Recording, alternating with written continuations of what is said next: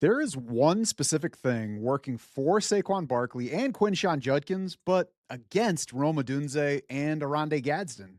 There's a star QB you might be able to snag before your playoffs start, and a star receiver who suddenly has a shocking usage issue. We're down to the final 6 weeks of the fantasy season, and that means all this stuff matters a whole lot more. That's why we're breaking it down on an all new Draft Sharks podcast right now.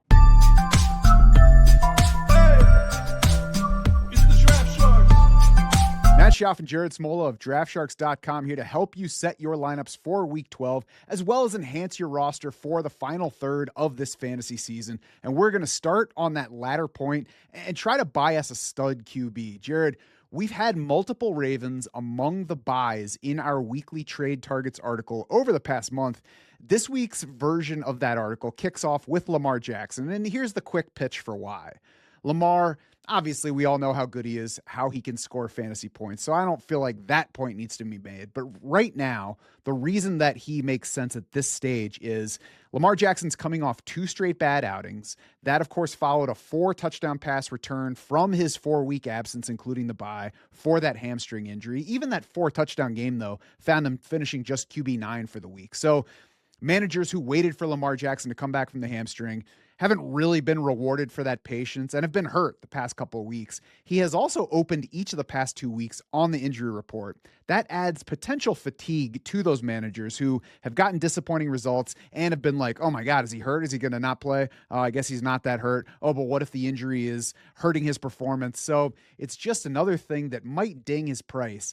And then the thing really working in his favor and in your favor if you pick him up, the schedule is about to turn. The Ravens' schedule through Week 11 tied for worst in the league for quarterback scoring. From Week 12 through Week 16, it is the best by a wide margin. Week 17 at Green Bay, we can talk about, but that's far enough ahead of us that you can have an alternative rostered, and we'll see what the plan should be at quarterback when the time comes. What else you got on the Lamar Jackson front? I think you said it, Matt. He has faced a tough schedule so far this season. You mentioned the Ravens having the toughest quarterback schedule overall. Jackson, of course, missed a few of those games, but if you look at just the games Lamar Jackson played, 4 of his 7 games this season have come against top 7 quarterback defenses. None of them have come against bottom 10 quarterback defenses. And like you said, Matt, his next 5 games are all against bottom 9 quarterback defenses. So it's really tough to find a bigger, split in terms of schedule from what we've seen from Lamar so far, based on, compared to what he's going to get the rest of the way. So I've been waiting for this Ravens offense to explode really since Lamar Jackson came back. They had a nice game against Miami, but they've been disappointing the last 2 weeks. I still think that explosion's coming. I'd be buying Lamar Jackson. I'd also be trying to buy Derrick Henry. I'd be trying to buy Zay Flowers, who has been good but not awesome with Lamar Jackson back. I think all these Ravens are good guys to try to get your hands on for the stretch run. And sometimes you're waiting for an offense or even a player to deliver, and there are spots that make you think, I got to rethink this. The past 2 weeks, they've faced Minnesota and Cleveland. Minnesota's shown some cracks on defense, but it's not an embarrassing defense to not have your best offensive day against. Same deal with Cleveland last week, which has been even better on defense than Minnesota and is, at least as familiar, if not more familiar than any opponent is with Lamar Jackson. So, just 2 spots where it's understandable where things could have gone bad. Maybe the physical ailments are dinging Lamar Jackson's production performance here, but I'm going to go ahead and bet on a rebound from a guy that has played through those things, has practiced in full ahead of those games, and by the way, opened this season with 3 straight top 4 fantasy scoring weeks. And while Lamar you still want him running, if you look at his numbers over the past few years, and especially last year when Derrick Henry arrived, like his rushing production was not as strong, especially in the touchdown department. So like he can, even if he's not 100% as a runner, he can definitely get it done as a passer. And I think he's gonna against this upcoming schedule. Now we're talking about the Ravens schedule, but obviously there are a lot more schedules out there for us to consider. We talk about the strength of schedule pages on DraftSharks.com plenty. We refer to those schedules when we're talking about buying, selling players, whether it be in the article or on this show. Let's focus now as we get into this final third of the season where we not only are getting close to the end, so obviously every single week matters more. We want to make sure that we're not overlooking these matchups and get ourselves set for the fantasy playoffs, but we also have 11 weeks of data behind us. So the further we get into the season, the better read we actually get on all of these opponents. So it's kind of helpful in both of those ways. So Jared, I want to turn to beyond Baltimore, some other schedules that we need to be aware of, whether they're positive or negative. I want to start by pointing out and reminding people of the week 14 buys that are coming. We've still got, teams on bye this week 12. We've got no buys in week 13, and then 4 teams on bye in week 14: Patriots, Giants, Panthers, 49ers. So if you have any key players among those teams, like Christian McCaffrey, for example, now is the time to try to make plans as much as you can, whether that means trying to trade for a replacement, picking somebody up off of waivers, whatever. Just make sure that you don't get to week 14 and all of a sudden you're like, crap, I need this particular player this week. What else on the upcoming schedules do you want to focus on? What matters? I think 2 offenses are going to play a big part in determining fantasy champions this season. I think one of them is the Ravens. I think the other one is the Lions. And those are both awesome offenses, but they both have awesome schedules the rest of the way. And for the Lions, it's 2 things. One, it's just a slate of opponents. So if you look at our adjusted fantasy points allowed in our strength of schedule page, the Lions have the 5th easiest schedule for quarterbacks, the easiest schedule for wide receivers, the 5th easiest for tight ends. And of course, we have at least 3 more games and no Sam Laporta. But the Lions' last 3 games in the fantasy season, weeks 15, 16, 17, and Laporta is eligible, at least eligible to play in those games. All 3 of those games come against bottom 10 tight end defenses. So Sam Laporta could still be a major factor in fantasy seasons, I think. And then running backs, the Lions have the 19th easiest running back schedule, so tougher for running backs. That comes at the tail end of the season. Their last 3 games are against top 10 RB defenses. Their next 3 games are much easier. So that's something to consider with Jahmyr Gibbs and David Montgomery. But the reason I especially like the Lions is that all 6 of their remaining games in the fantasy season, so not including week 18, come indoors. And we know this Lions offense, especially since Jared Goff has taken over, has been much better indoors than outdoors. Goff especially. Goff splits outdoors as a Lion. He has averaged 244 passing yards and 1.4 passing touchdowns per game. Indoors, 265 passing yards and 2 touchdowns per game. So I like Goff as a buy right now. Jahmyr Gibbs, realistically, you're probably not going to be able to buy the guy. But I think David Montgomery is a nice buy. He could score a bunch of touchdowns the rest of the way. I still think Jameson Williams, it's a buy high at this point, but I'd still be willing to take my shot at Jameson Williams. I think this Lions offense is going to score a ton of points the rest of the season. I think that running back schedule is especially meaningful for David Montgomery. I think his outlook matters a lot more. No, I'm sorry. His outlook is affected a lot more by those matchups. You said good ones over the next 3, rough ones over the 3 after that. So keep that in mind as you're planning David Montgomery. Jahmyr Gibbs is matchup proof. It doesn't mean he's going to be good every single week, as we've seen. Nobody does it every single week, except maybe Christian McCaffrey. But I'm less worried about what's on the other side for Jahmyr Gibbs, because we can see a game like we had on Monday night in Philadelphia where he all of a sudden becomes a stud receiver when conditions call for that. I want to look on the other side and some negative schedules first for the Chargers, who have given us a good bit of fantasy production this year, have been a little bit down over the past few weeks, understandably with some O-line issues, but they've got a pretty bad run out schedule-wise. Over the final 4 fantasy weeks in particular, they're home against Philly, which has looked a lot better on defense over the past couple weeks, and since that Jalen Phillips trade, at Kansas City after that, at Dallas, which should be a good spot, then home for Houston. So that's 3 bad defensive matchups among those final 4 games. So be aware of that. Do what you can to guard against it heading into those spots. And then Chicago is a schedule that we've talked about before, specifically with the running backs. But the slate of matchups doesn't look awesome for really anybody on the Chicago offense, especially when you consider the specific characters. First, it's this week against a Pittsburgh defense that's still beatable, but has improved, hasn't been nearly as much of a pushover as it was early in the season. Then the Bears are at Philly, they're at Green Bay, home for Cleveland. Then they've got Green Bay again, which has been a good defense. Good finish in week 17 at the 49ers. That should be a fine spot to play your Bears. I don't ever feel good about playing Caleb Williams, so I'm not going to say get ready to play Caleb Williams in week 17, but there's a chance that he could be a solid to good week 17 quarterback. I think you want to try not to play Caleb Williams over these next 4 weeks, at least after the Pittsburgh game. I would love to not play him against Pittsburgh as well if you have that option, if you have another good quarterback play, Brock Purdy, for example, this week. And then I would try as hard as I could to not play Caleb Williams or any of the Bears receivers at Philly, at Green Bay, the 2 weeks after the Pittsburgh game. For sure. And we've been talking about that schedule for a while related to their running backs, potentially selling DeAndre Swift at this point, which I still think you can do because he was okay last week. But yeah, tough slate for the Bears. I had the Chargers down as a offense I'm worried about. Herbert, especially. That offensive line is just a total mess now that they lost Joe Alt on top of Rashawn Slater, fourth toughest quarterback schedule. And just look at some of the pass rushes and pass rushers they're going to face. Max Crosby in week 13, the Eagles pass rush in week 14, the Texans pass rush in week 17. So, man, I love Justin Herbert, but after seeing what they put on the field last week against Jacksonville and then this upcoming schedule, if you've been rolling with Herbert, I would look to at least add a second quarterback as an option down the stretch. One team that has a really nice passing schedule the rest of the way is the Dolphins.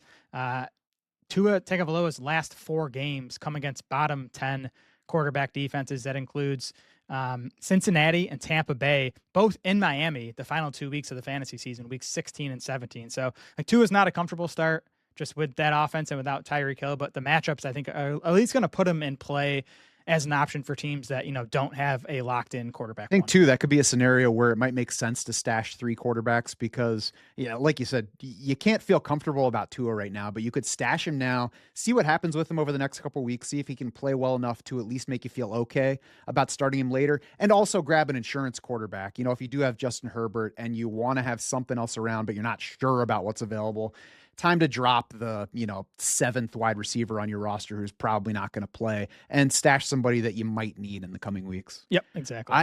I'm not doing anything about this right now because I don't know what we're going to get production-wise from Quinshon Judkins, but I'm very curious to see how a good next 5 weeks of running back scoring matchups go for him. He's in a terrible offense that's probably even terribler this week with Shedeur Sanders starting at quarterback. So I would be nervous about starting Judkins this week, but I will also be watching to see if we can get enough out of him and the offense to feel better about starting the rookie over the ensuing 4 matchups. I noticed the schedule too for Judkins. When I think makes it even a bit better for him is he gets the Raiders this week. There's a game against the Titans in week 14. There's, the Bears week 15, Steelers week 17. Those are all games where maybe the Browns can at least stay in touch and, be able to give Quinshon Judkins the, 20, 25 carries they want to give him. My concern with Judkins, and I don't think it's so much him, it's just the entire state of the Browns offense, is his efficiency has been way down over the first, his first 3 or 4 games.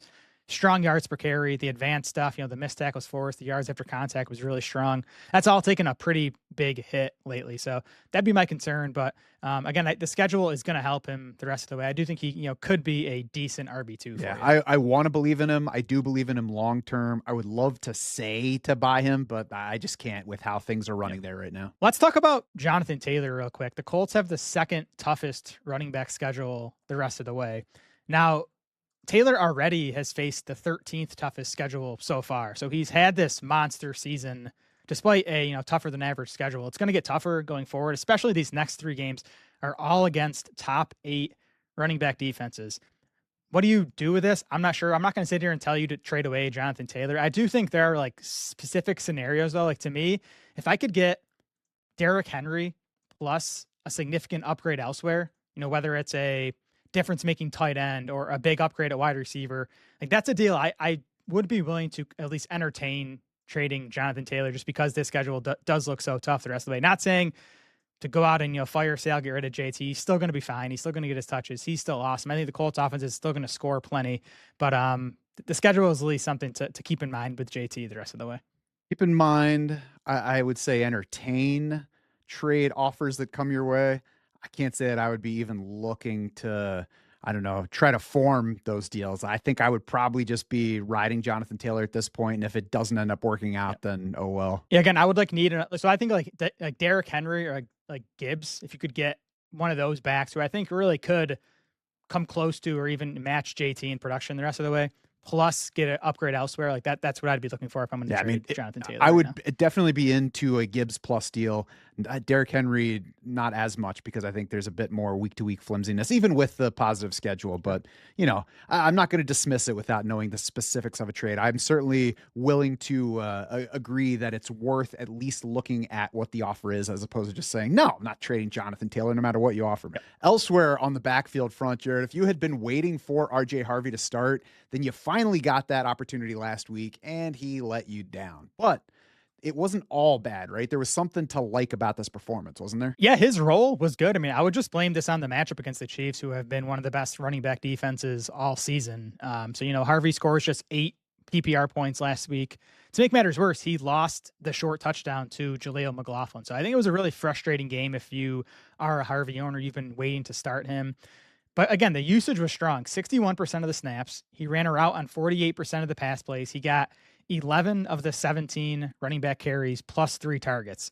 If you look at that compared to what J.K. Dobbins was doing before he went down, Harvey basically got the J.K. Dobbins role plus some additional pass catching work.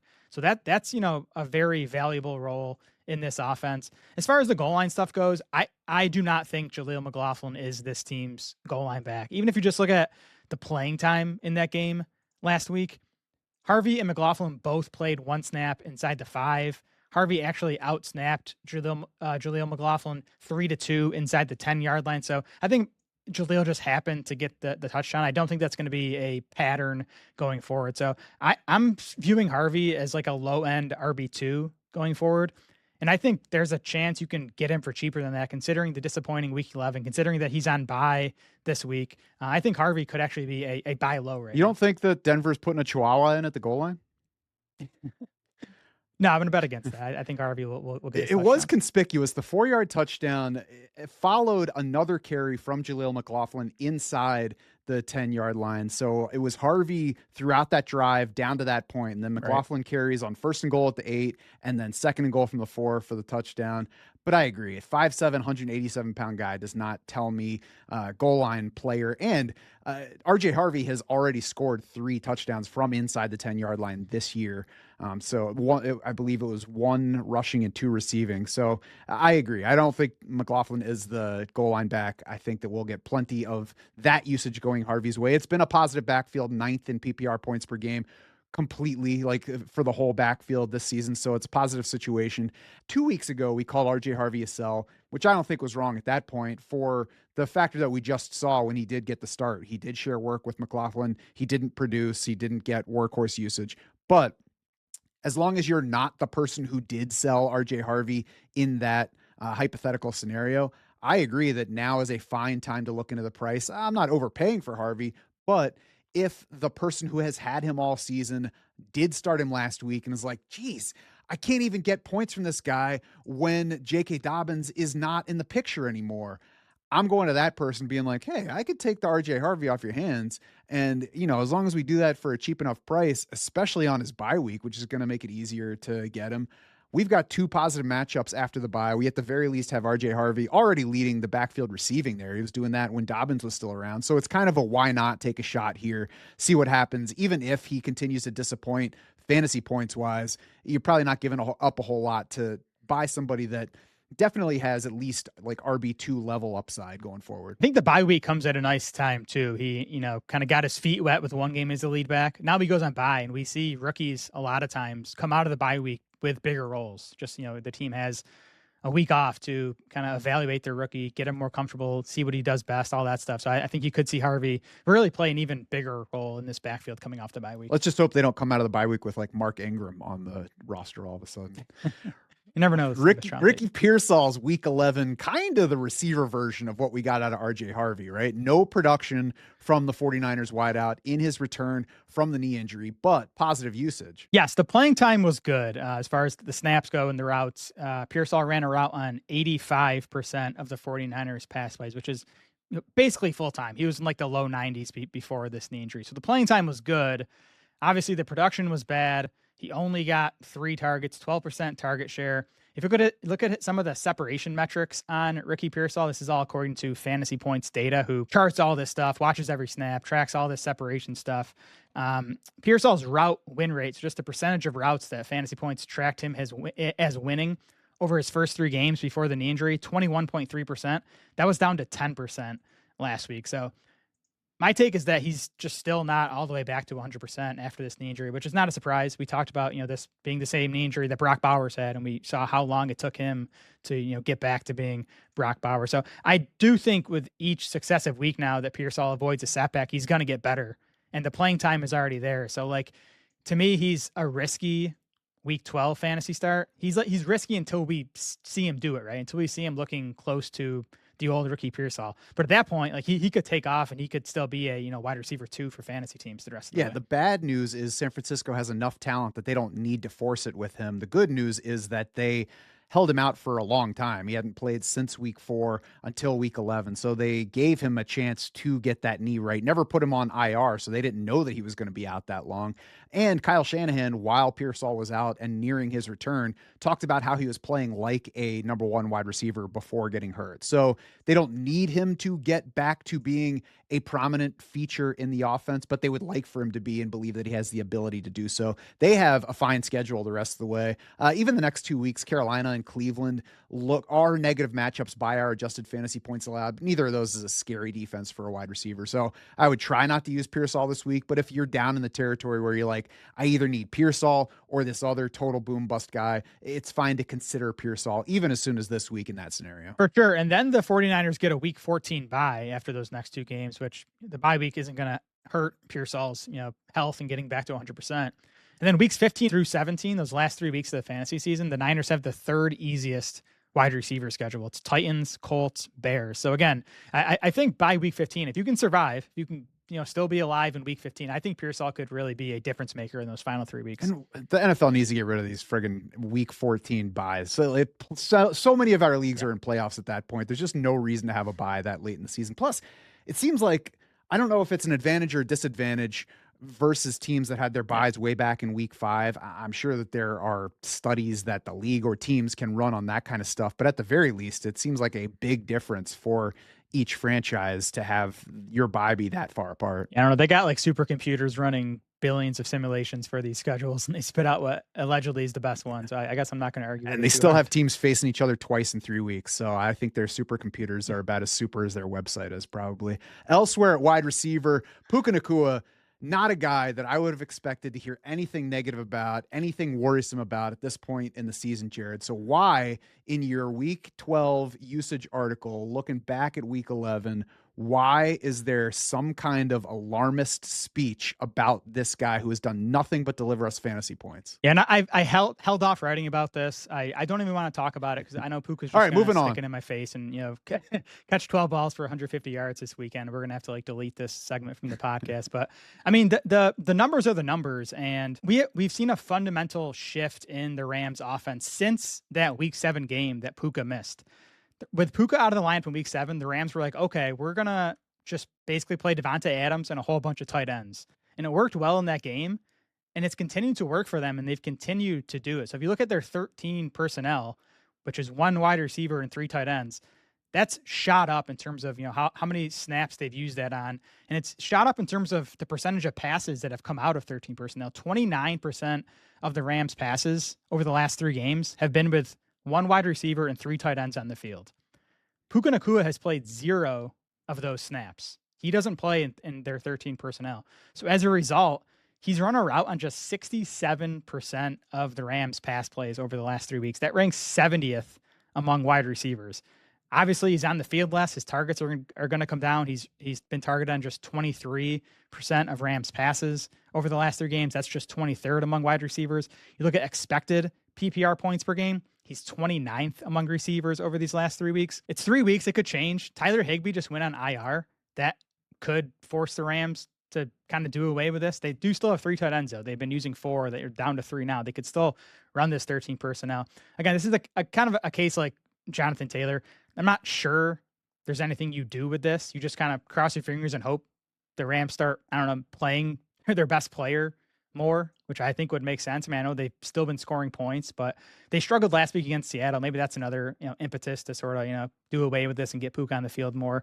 I'm definitely not going to recommend trading Puka Nacua. It's another case where if you can get a haul for him, like 2 elite players for Puka, maybe you do it.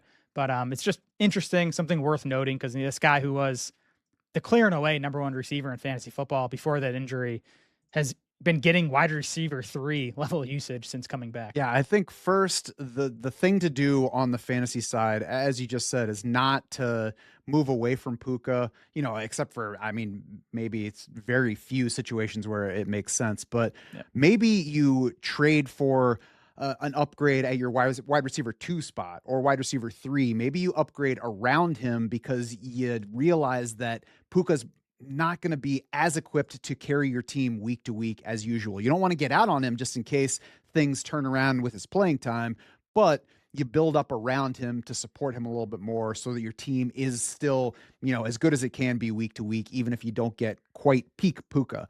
Now, on the football side, I would guess that the why on the Rams moving to more tight ends and a bit less Puka is he's probably somewhere south of 100% healthy. He's played through a couple of injuries this year.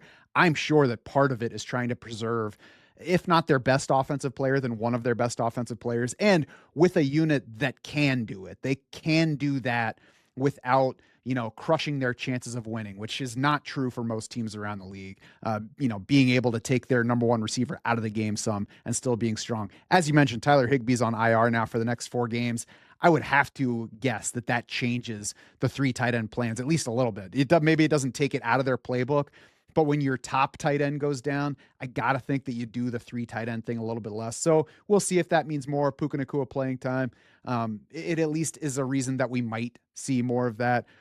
We also have a very positive matchup for Rams passing this week, so certainly shouldn't be an issue with Puka's production against the Buccaneers in week 12. And, just to round it out, we're not moving Puka Nacua. It's all something to be aware of, though, as you move forward. Yes, now that I've written about it and we've talked about it, it's all going to go away. So, Puka owners, you're welcome for getting rid of this issue. For reverse jinxing his production for week 12 and beyond. That's what we're here for. Now, Jared, I know that you're going to want to do something similar with the next wide receiver we're talking about, because Bears rookie Luther Burden finally played more than Olamide Zaccheaus last week for the first time all year, and really to this point, that had been the expectation of, pretty much everybody watching. The playing time didn't suggest that it was on the verge of happening, because the way that Luther Burden was being played was really in the same type of role, like it nearly identical split wise for outside versus inside as DJ Moore and as Rome Odunze, and not the way that the Bears were using Zaccheaus, even though Zaccheaus is, clearly the 4th best receiver among those guys. So we did finally get that turn last week. It produced only 3 catches and 27 yards for the 2nd-round pick. What are the chances that Luther Burden actually helps my fantasy team at some point? Yeah, I mean, he's closer to helping you now than he was last week just because of the playing time, right? He was up to 61% of the routes last week, which is honestly still not a great number, but Josh Norris of Underdog pointed this out on Twitter, that last week the Bears ran a lot more 2 tight end sets than they usually do. Now, maybe that's the start of a trend. Maybe it's just a 1-game blip.